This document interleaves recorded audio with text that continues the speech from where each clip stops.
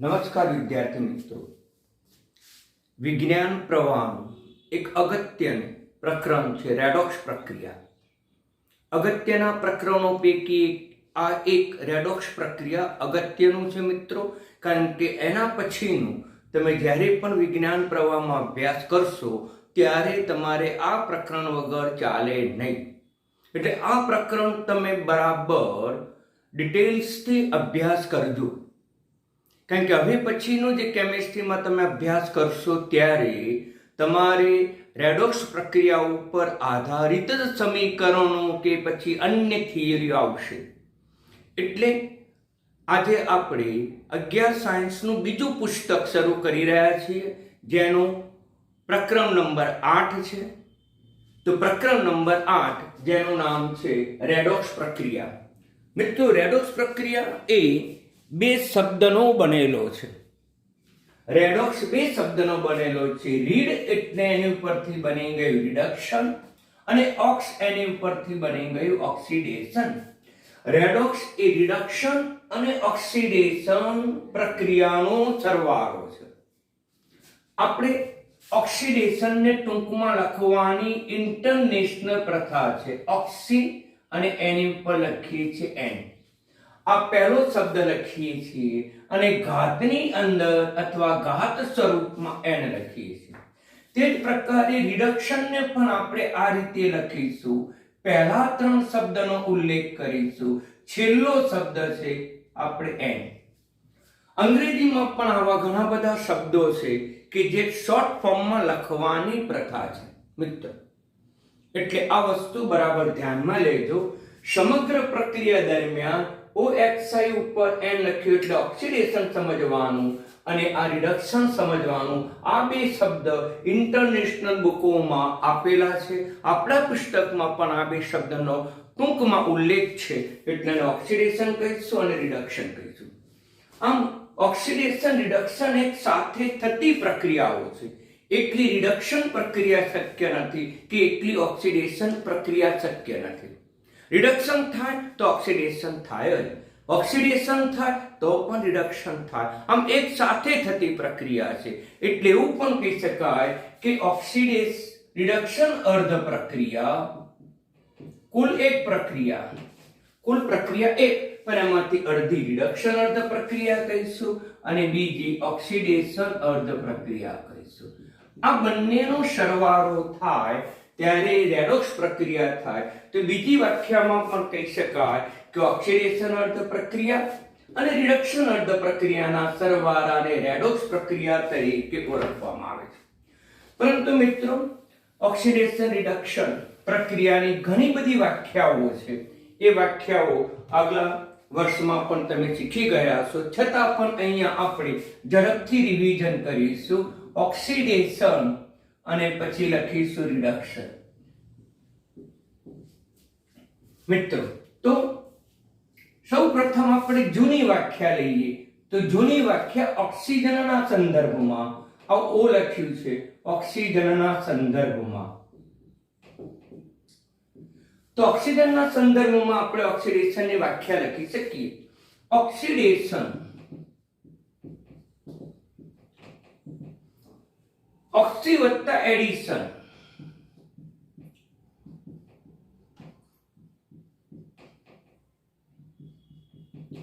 ઓક્સી વત્તા addition. Oxygen તત્વ છે, એડિશન તો એડ એટલે ઉમેરાવું, દાખલ થવું. આમ ઓક્સિડેશન એટલે ઓક્સિજન એડિશન. ઓક્સિજનના સંદર્ભમાં જો લેવું હોય તો કહી શકાય કે ઓક્સિજન ઉમેરાવાની પ્રક્રિયા. ઓક્સિજન ઉમેરાવાની પ્રક્રિયા. પદાર્થમાં ઓક્સિજન ઉમેરાય, આમ પદાર્થમાં ઓક્સિજન ઉમેરાવાની પ્રક્રિયાને ઓક્સિડેશન કહેવાય. મિત્રો, ઓક્સિડેશન રિડક્શન એકબીજાની વિરુદ્ધ પ્રક્રિયાઓ છે, પણ એક સાથે થતી પ્રક્રિયા. માટે અહીંયા કહી શકાય કે ઓક્સિજન દૂર થવાની પ્રક્રિયા. પદાર્થમાંથી ઓક્સિજન દૂર થવાની પ્રક્રિયાને આપણે રિડક્શન તરીકે ઓળખીશું. હવે એ જ પ્રમાણે હાઇડ્રોજનના સંદર્ભમાં પણ લઈ શકાય. હાઇડ્રોજનના સંદર્ભમાં મિત્રો ઓક્સિજન ઉપર ઋણ વીજભાર છે, જ્યારે હાઇડ્રોજન ઉપર ધન વીજભાર છે. બરાબર સમજી લેજો. પરિણામે ઓક્સિજનના સંદર્ભમાં અને હાઇડ્રોજનના સંદર્ભમાં વ્યાખ્યામાં તફાવત આવશે. ઓક્સિજન ઉપર ઋણ વીજભાર છે, જ્યારે હાઇડ્રોજન ઉપર ધન વીજભાર. આમ ઓક્સિજન ઉમેરાય છે, ઋણ વીજભાર ઉમેરાય છે, તેના વિરુદ્ધ ધન વીજભાર દૂર થાય. તો અહીંયા ઓક્સિજન ઉમેરાવાની પ્રક્રિયાને ઓક્સિડેશન કહેવાય. તો તે જ રીતે હાઇડ્રોજન દૂર થવાની ક્રિયા, પદાર્થમાંથી હાઇડ્રોજન દૂર થવાની પ્રક્રિયાને આપણે ઓક્સિડેશન કહીશું. તો પછી આના કરતા વિરુદ્ધ લઈએ આપણે તો હાઇડ્રોજન ઉમેરાવાની પ્રક્રિયા આપણે શું કહીશું? તેને આપણે રિડક્શન કહીશું. હવે ધન વીજભારના સંદર્ભમાં ચર્ચા કરીએ. ધન વીજભારના સંદર્ભમાં તો પદાર્થમાં ધન વીજભારમાં વધારો થાય.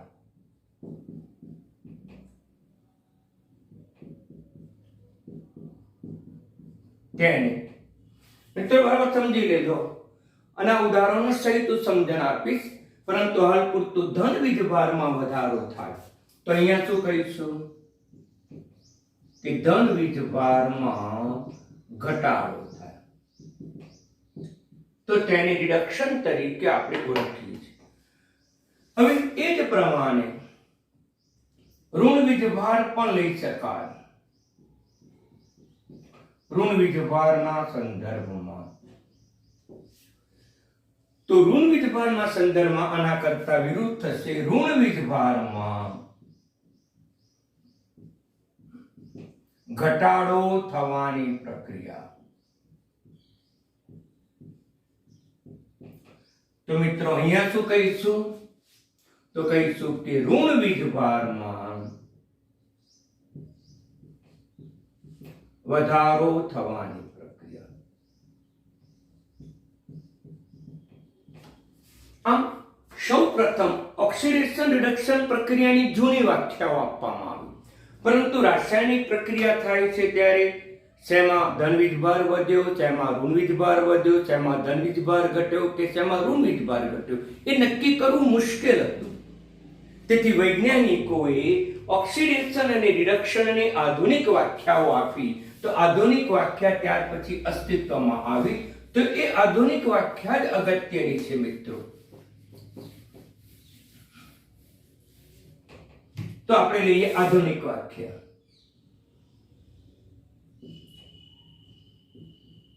આજ તૈયાર કરવાની. તો આધુનિક વ્યાખ્યા એ ઇલેક્ટ્રોનના સંદર્ભમાં છે.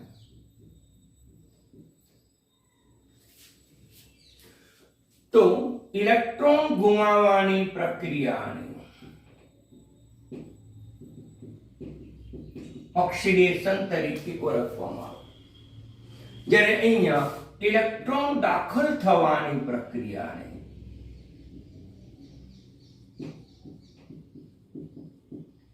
રિડક્શન તરીકે ઓળખવામાં આવે.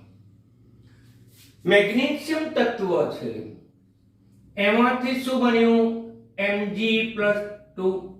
જ્યારે મેગ્નેશિયમમાંથી Mg+2 બન્યું, તટસ્થ પરમાણુમાંથી ધન આયન બન્યો, ત્યારે તેને 2 ઇલેક્ટ્રોન ગુમાવ્યા છે. આમ તેને 2 ઇલેક્ટ્રોન ગુમાવ્યા. આની ઉપરનો ધન વીજભાર 0 હતો, આની ઉપરનો ધન વીજભાર +2 આવ્યો. તો આમ ધન વીજભારમાં વધારો થયો, અને ધન વીજભારમાં વધારો થયો એટલે આ પ્રક્રિયા થઈ ઓક્સિડેશન અર્ધ પ્રક્રિયા. આવા તો ઘણા બધા ઉદાહરણ લઈ શકીએ મિત્રો. M નામનું કોઈ તત્વ છે, પ્રક્રિયા દરમિયાન n સંખ્યામાં ઇલેક્ટ્રોન ગુમાવે છે, અને n સંખ્યામાં ઇલેક્ટ્રોન ગુમાવે તો એની ઉપર પ્લસ n વીજભાર આવે, આની ઉપર શૂન્ય વીજભાર, આની ઉપર પ્લસ n વીજભાર, આમ ધન વીજભારમાં વધારો થયો એટલે ઓક્સિડેશન અર્ધ પ્રક્રિયા થઈ. રિડક્શન અર્ધ પ્રક્રિયા મિત્રો કહી શકીએ કે ક્લોરીન અથવા તો X નામનો તત્વ છે એ પોતે -1 ઇલેક્ટ્રોન મેળવે છે તો એની પર -1 વીજભાર આવશે. આમ ઇલેક્ટ્રોન દાખલ થવાથી ઋણ વીજભારમાં વધારો થયો. આનો વીજભાર શૂન્ય છે, આનો વીજભાર -1 છે એટલે ઋણ વીજભારમાં વધારો થયો, પણ એ ના કરતા ઇલેક્ટ્રોન દાખલ થયો એ સમજશો વધારે સરળ છે. એને કહીશું રિડક્શન અર્ધ પ્રક્રિયા. રિડક્શન અર્ધ પ્રક્રિયા ઉદાહરણ તરીકે લઈએ ક્લોરીન. ક્લોરીનમાં 1 ઇલેક્ટ્રોન દાખલ થાય તો ક્લોરીન તટસ્થ બને છે, પરંતુ તટસ્થ ક્લોરીન છે તાત્વિક છે, 2 પરમાણુનો બનેલો છે એટલે 2 લખીશું. સંતુલિત કરવા માટે 2 લખીશું. તો પછી આમાં 2 ઇલેક્ટ્રોનનો સ્વીકાર થયો, 2 ઇલેક્ટ્રોન દાખલ થયા, માટે આ બની ગઈ રિડક્શન અર્ધ પ્રક્રિયા. તો આમ ઇલેક્ટ્રોનના સંદર્ભમાં વ્યાખ્યા અગત્યની છે કે ઇલેક્ટ્રોન ઉમેરાય તો થઈ રિડક્શન અને ઇલેક્ટ્રોન દૂર થાય તો થઈ ઓક્સિડેશન. તેમ છતાં પણ ઓક્સિડેશન આંકના સંદર્ભમાં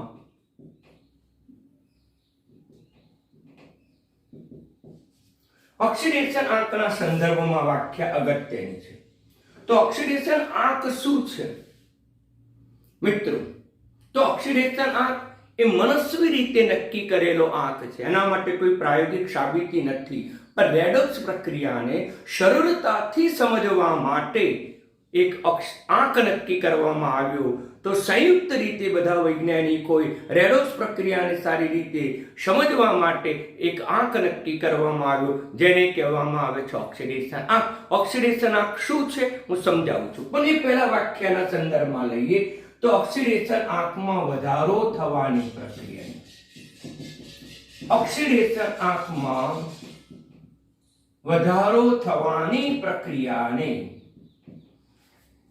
જ્યારે અહીંયા ઓક્સિડેશન આંકમાં ઘટાડો થવાની પ્રક્રિયા, ઓક્સિડેશન આંકમાં ઘટાડો થવાની પ્રક્રિયાને રિડક્શન કહેવાય. બરાબર ધ્યાન આપો. તો જો તત્વ ઇલેક્ટ્રોન ગુમાવે તો તેનો ઓક્સિડેશન આંક ધન કહેવાય. અને જો પદાર્થ કે તત્વ ઇલેક્ટ્રોન મેળવે, અહીંયા પદાર્થ પણ લઈ શકાય, પદાર્થ તરીકે તત્વ હોઈ શકે, અણુ હોઈ શકે, આયન હોઈ શકે, પરમાણુ પણ હોઈ શકે. પદાર્થ ઇલેક્ટ્રોન મેળવે તો તેનો ઓક્સિડેશન આંક ઋણ છે. બરાબર સમજી લેશો. તો ઓક્સિડેશન આંક એટલે શું? તો કે તટસ્થ પરમાણુને સાપેક્ષે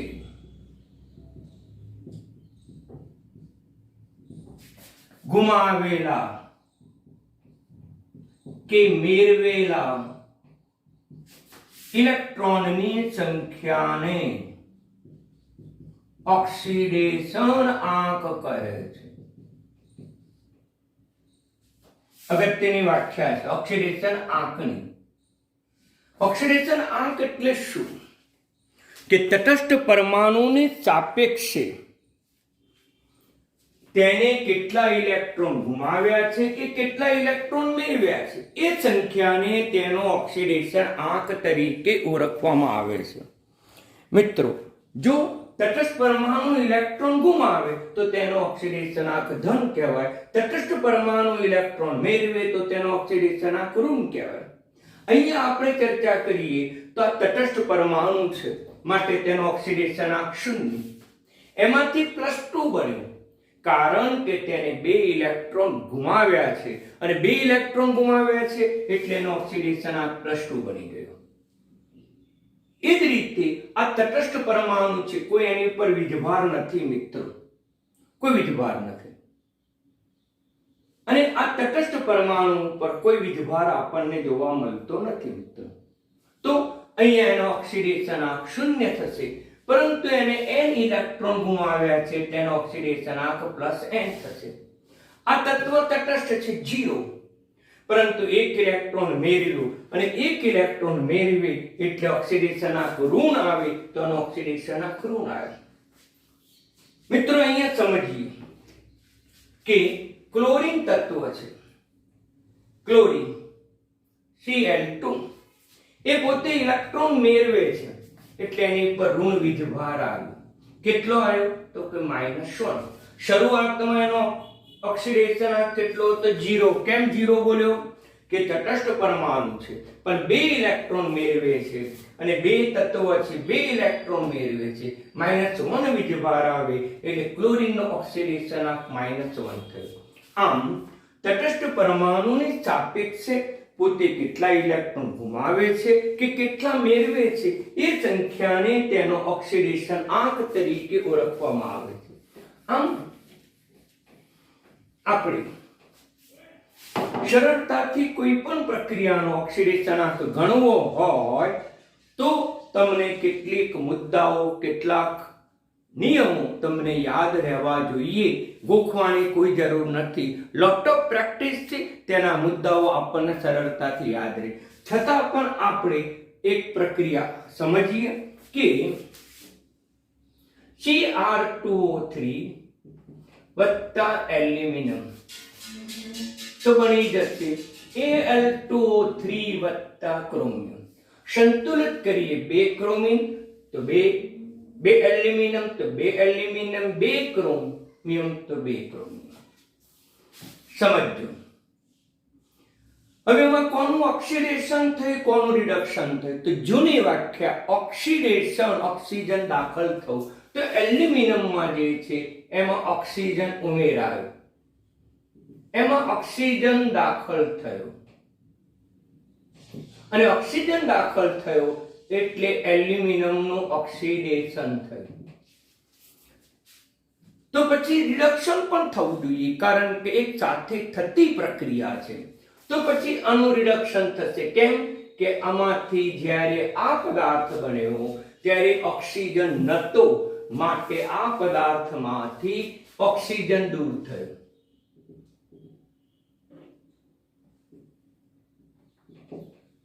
માટે ઓક્સિજન દૂર થયો, માટે મિત્રોનું શું થયું? તો કહી શકાય કે રિડક્શન થયું. આમ ઓક્સિજનના સંદર્ભમાં પણ નક્કી કરી શકીએ. હવે યાદ રાખો કે ઓક્સિડેશન રિડક્શન એક સાથે થતી પ્રક્રિયા છે, જેને આપણે અર્ધ પ્રક્રિયા તરીકે ઓળખીશું. તો ઓક્સિડેશન અર્ધ પ્રક્રિયા, એની સાથે સાથે રિડક્શન અર્ધ પ્રક્રિયા પણ થાય.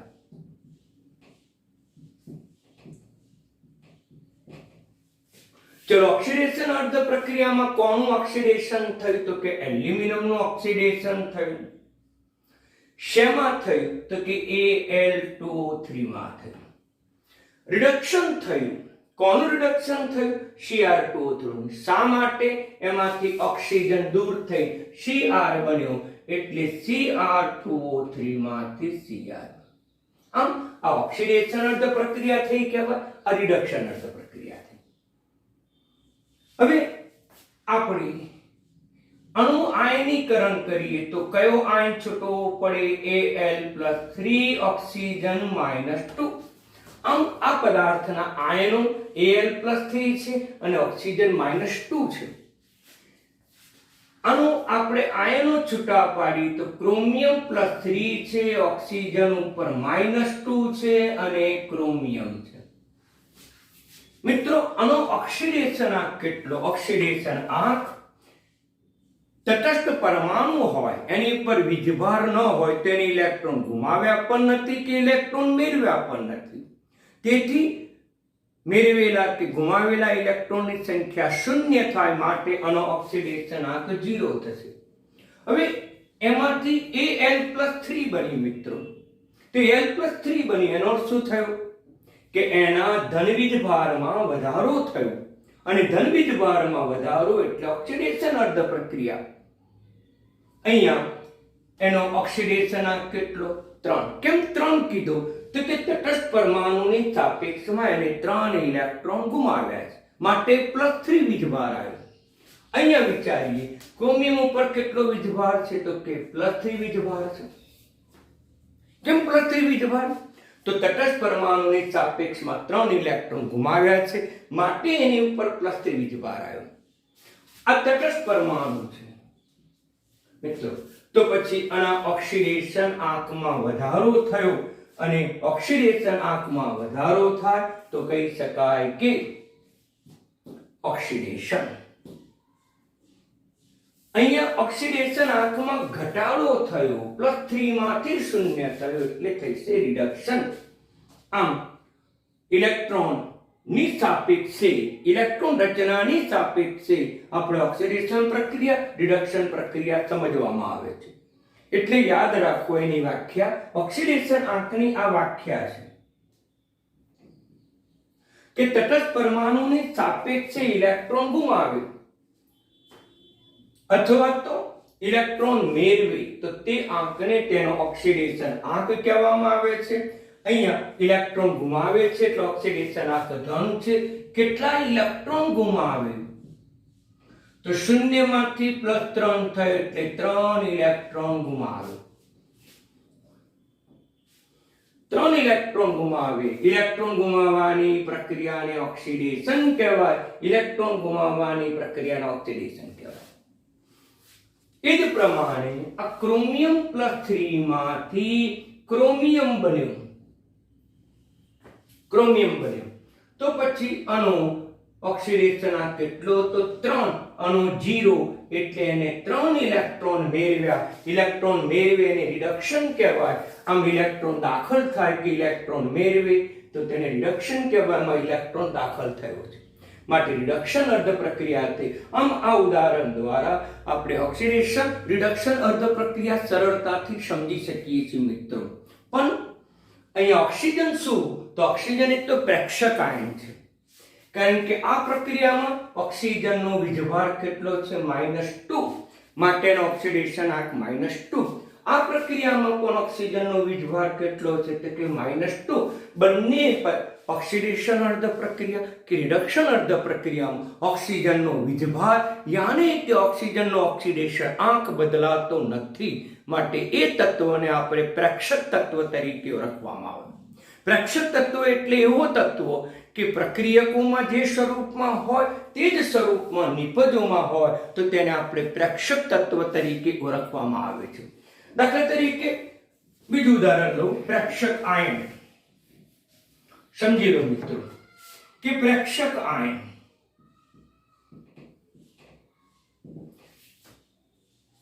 દાખલા તરીકે લઈએ NaOH, એસિડ અને HCl વચ્ચેની પ્રક્રિયા થાય. NaCl + H2 તો આનું આયનીકરણ થાય Na+OH- H+Cl-. આનું પણ આયનીકરણ થાય Na+Cl-. પાણી તો નિર્બળ વિદ્યુત વિભાજ્ય છે, એનું આયનીકરણ થતું નથી. મિત્રો અહીંયા કેટલાક આયન એવા છે જે સ્વરૂપમાં પ્રક્રિયકોમાં હતા તે જ સ્વરૂપમાં નિપજોમાં આવ્યા. અહીંયા ક્લોરીન આયન પ્રક્રિયકોમાં જે સ્વરૂપે હતો ઋણવીજભારિત સ્વરૂપમાં તે જ સ્વરૂપે નિપજોમાં આવ્યા. હવે મિત્રો ચકાસો આનો ઓક્સિડેશન આંક કેટલો? તો સોડિયમ છે તટસ્થ છે તો 0. એની સાપેક્ષે +1 બન્યો એટલે 1 ઇલેક્ટ્રોન ગુમાવ્યો છે એટલે +1. અહીંયા તટસ્થ પરમાણુની સાપેક્ષે 1 ઇલેક્ટ્રોન મેળવ્યો છે માટે -1. અહીંયા પણ સોડિયમનો +1, અહીંયા પણ -1.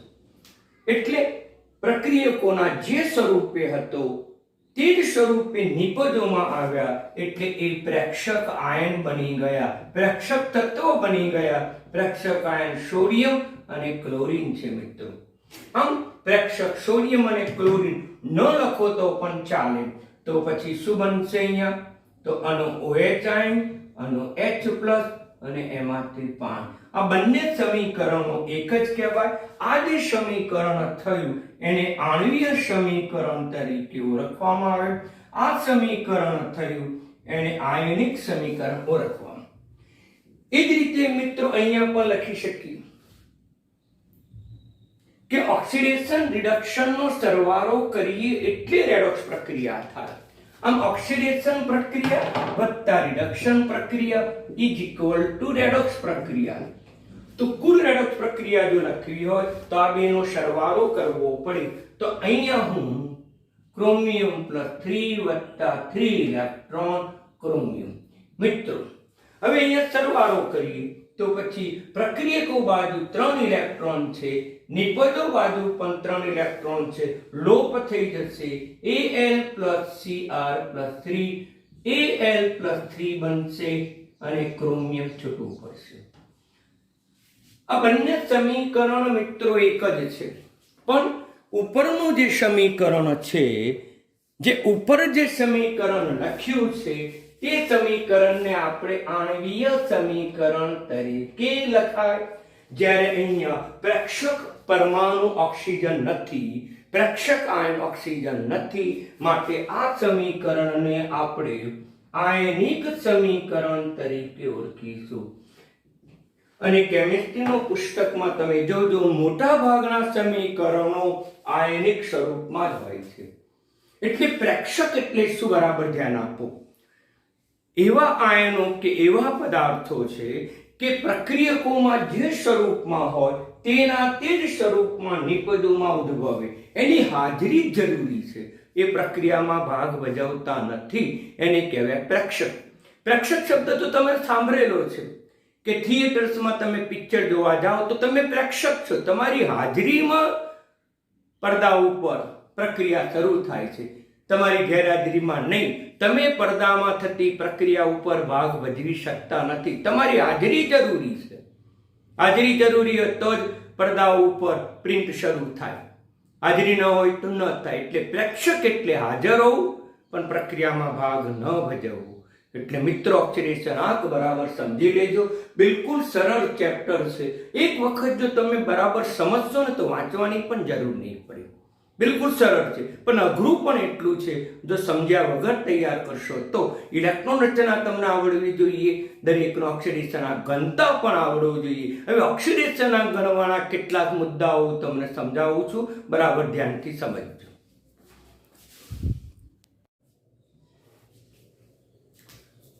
હવે મિત્રો રેડોક્સ પ્રક્રિયાને સમજવા માટે કેટલાક તત્વોનો ઓક્સિડેશન આંક આપણને એની ઇલેક્ટ્રોન રચનાને આધારે સ્વીકારવો પડે છે. ઇલેક્ટ્રોનના આધારે જ નક્કી થાય છે.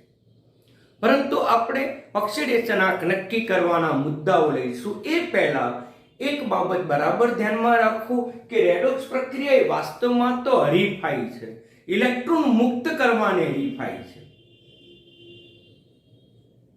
જે તત્વ પદાર્થ ઇલેક્ટ્રોન ગુમાવે એનું ઓક્સિડેશન થાય, જે તત્વ ઇલેક્ટ્રોન મેળવે એનું રિડક્શન થાય. અહીંયા બે તત્વો છે અને બે તત્વો પ્રતિનિધિત્વ તત્વો છે.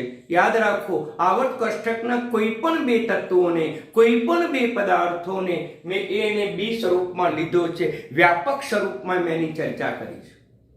તો એ ઇલેક્ટ્રોન ગુમાવશે, ઓક્સિડેશન થાય, બી ઇલેક્ટ્રોન મેળવશે. કેટલા ગુમાવશે? તો કે +n જેટલા ઇલેક્ટ્રોન ગુમાવે તો +n બીજભાર આવે. તો પછી આ બી જે છે એ ±n જેટલા ઇલેક્ટ્રોન મેળવે. તો પછી આનું ઓક્સિડેશન થઈ કહેવાય, આનું રિડક્શન થઈ કહેવાય. હવે દાખલા તરીકે બી અને સી અથવા એક્સ નામના પદાર્થ વચ્ચે પ્રક્રિયા થાય છે.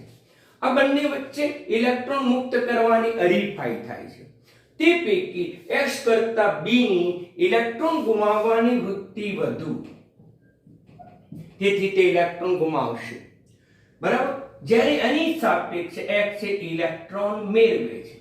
અહીંયા ઇલેક્ટ્રોન ગુમાવવાની વૃત્તિ વધુ છે, એની સાપેક્ષે ઇલેક્ટ્રોન મેળવવાની વૃત્તિ વધુ છે, એટલે કે ગુમાવવાની વૃત્તિ ઓછી છે.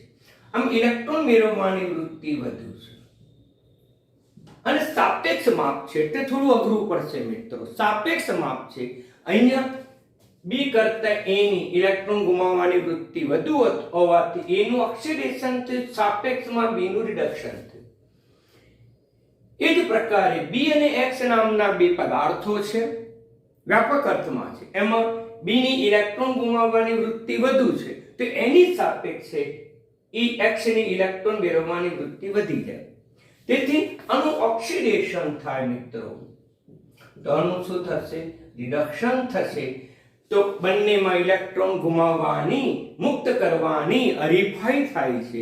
બે તત્વો પૈકી જેની ઇલેક્ટ્રોન મુક્ત કરવાની વૃત્તિ વધુ એનું ઓક્સિડેશન, બીજા પદાર્થનું રિડક્શન થશે. આનું ઓક્સિડેશન થશે. બી ઉપર ધારો કે +1 વીજભાર આવ્યો તો X ઉપર -1 વીજભાર આવશે. એક ઇલેક્ટ્રોન ગુમાવે તો એક ઇલેક્ટ્રોન મેળવે મિત્રો. તો આમ બે તત્વોની, બે પદાર્થોની ઇલેક્ટ્રોન મુક્ત કરવાની હરીફાઈ છે અને એને પરિણામે જે પદાર્થની ઇલેક્ટ્રોન ગુમાવવાની વૃત્તિ વધુ તેનું ઓક્સિડેશન થાય.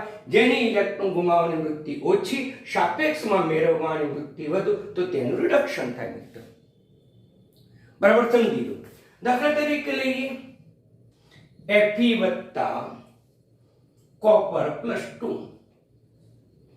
હવે અહીંયા બંનેની ઇલેક્ટ્રોન મુક્ત કરવાની હરીફાઈ થઈ, પણ Fe તટસ્થ છે અને વધારે છે ઇલેક્ટ્રોન ગુમાવવાની વૃત્તિ તટસ્થ છે એટલે આનું ઓક્સિડેશન થશે. તો મિત્રો આનું શું થશે? રિડક્શન થશે. તો ઇલેક્ટ્રોન ગુમાવશે. કેટલા ગુમાવશે? તો કે 2. આ કેટલા મેળવશે? તો કે 2. પરિણામે આનું ઓક્સિડેશન થશે, એનું રિડક્શન થશે. આનો ઓક્સિડેશન આંક કેટલો? તટસ્થ પરમાણુ છે એટલે 0. આનો ઓક્સિડેશન આંક કેટલો?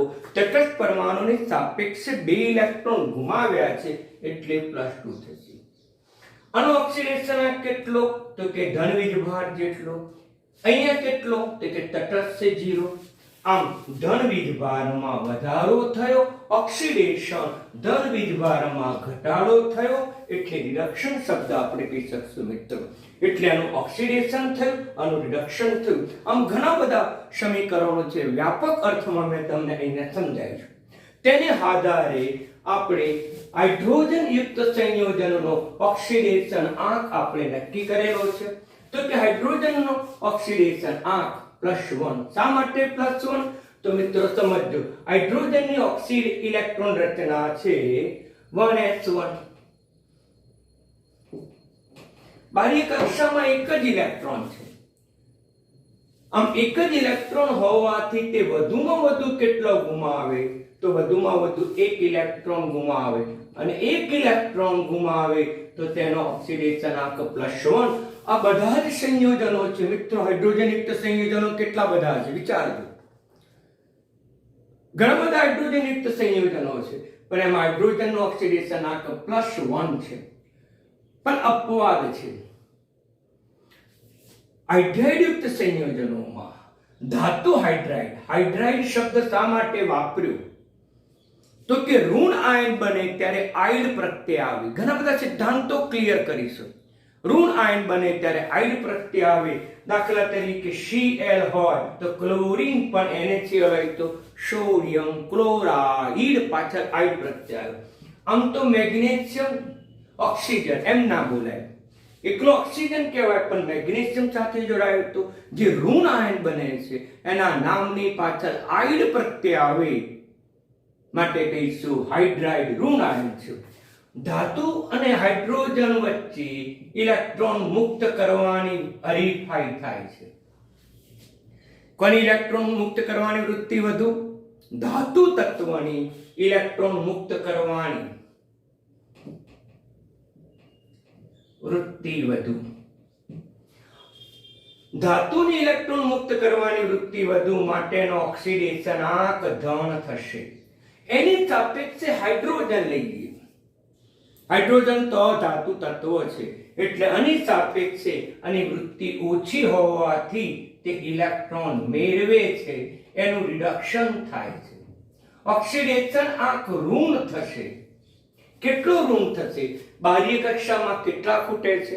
તો બાહ્ય કક્ષામાં એક જ ઇલેક્ટ્રોન ખૂટે છે અને એક ઇલેક્ટ્રોન ખૂટે એટલે -1 એનો ઓક્સિડેશન આંક બને માટે હાઇડ્રાઇડની અંદર -1.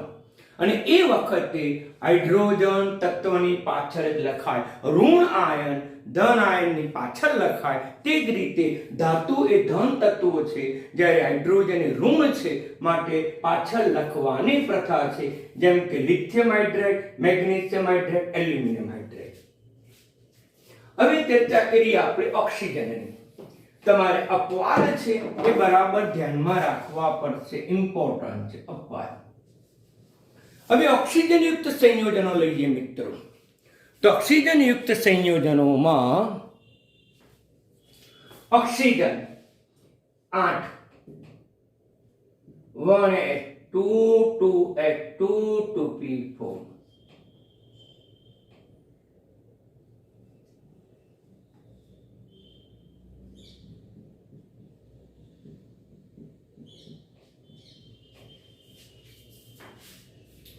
ઓક્સિજન અધાતુ તત્વ છે.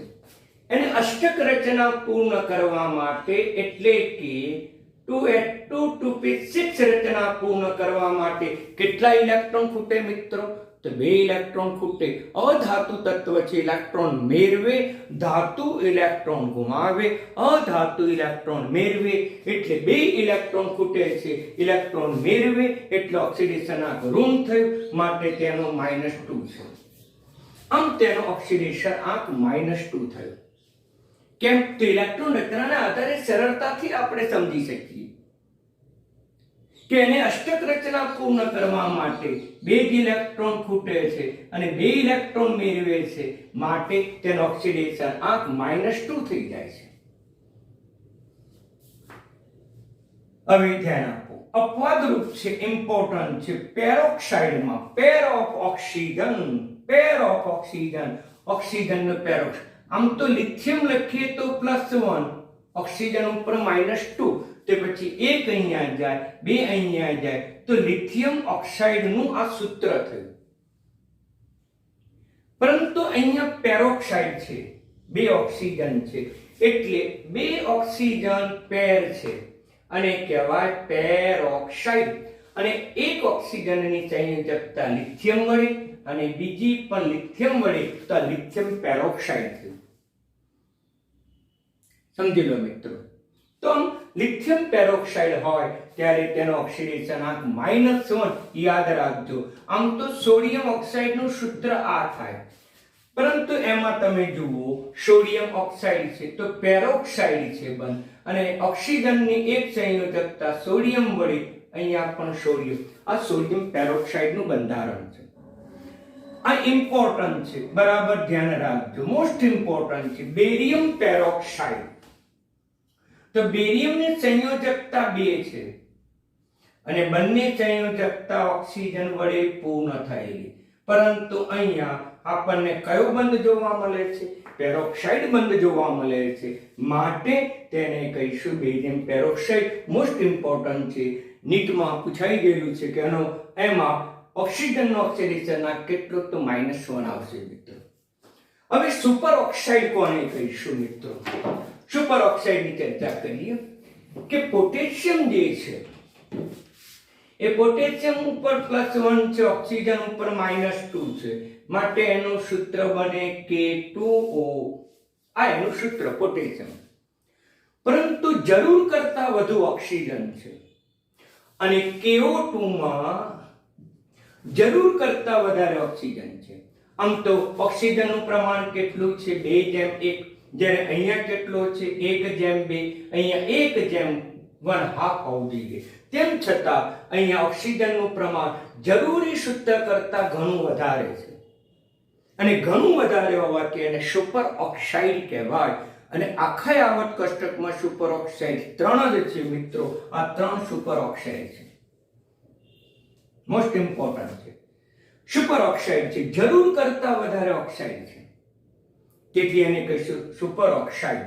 એટલે સાદો ઓક્સાઇડ હોય તો -2, પેરોક્સાઇડ હોય તો -1 અને સુપર ઓક્સાઇડ હોય તો -1/2. મિત્રો આ 3 જ છે, એના સિવાય નથી. અપવાદરૂપ ધ્યાન આપો.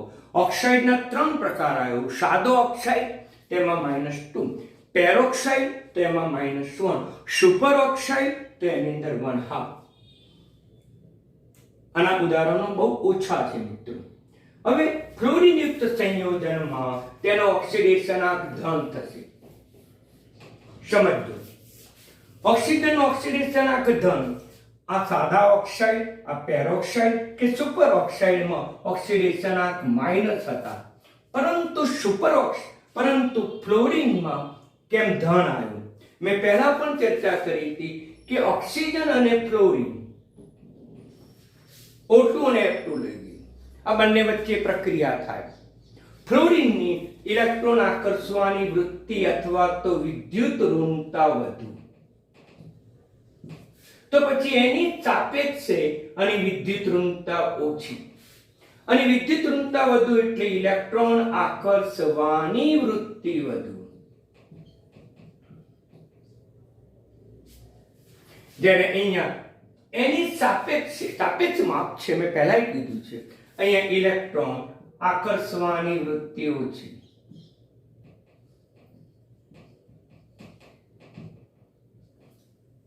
ઓકે મિત્રો, તો પછી અહીંયા આ ઇલેક્ટ્રોન મેળવે. ફ્લોરિન હંમેશા ઇલેક્ટ્રોન મેળવે, કદાપી ગુમાવે નહીં, અને ક્લોરિન હંમેશા એક ઇલેક્ટ્રોન મેળવે. તો ઓક્સિજન ફરજિયાત ઇલેક્ટ્રોન ગુમાવે. તો આ ઇલેક્ટ્રોન ગુમાવે, જ્યારે આ ઇલેક્ટ્રોન મેળવે. આ ઇલેક્ટ્રોન ગુમાવે તો પછી એનો ઓક્સિડેશન આંક ધન બને, જ્યારે આનો ઓક્સિડેશન આંક કેવો બને? તો કે ઋણ બને. ઓક્સિડેશન આંક મેં વ્યાખ્યા લીધી. જો પદાર્થ ઇલેક્ટ્રોન ગુમાવે તો ધન ઓક્સિડેશન આંક, જો પદાર્થ ઇલેક્ટ્રોન મેળવે તો ઋણ ઓક્સિડેશન આંક. બરાબર સમજી લેજો. માટે ઓક્સિજનનો ઓક્સિડેશન આંક ફ્લોરિન હોય ત્યારે ધન, બેઝ છે OF2, એમાં ઓક્સિજનનો ઓક્સિડેશન આંક +1 છે, જ્યારે OF2 માં ઓક્સિજનનો ઓક્સિડેશન આંક -2 છે. મિત્રો, આ અપવાદ છે, એ બરાબર યાદ રાખજો, બાકી તો સરળ છે. પ્રેક્ટિસ કરશો વારંવાર તો તમને બધાનો ઓક્સિડેશન આંક ગણતા આવડશે મિત્રો. તો આજે મેં સમજાવ્યું એ બરાબર સમજી લેજો. અને આ પહેલા મેં ગઈકાલે તમને આ બધી માહિતીની તમને PDF નોટ્સ પણ મોકલી આપી છે. નોટ્સ પણ વ્યવસ્થિત રીતે ઉતારજો. ઓકે મિત્રો, ધન્યવાદ.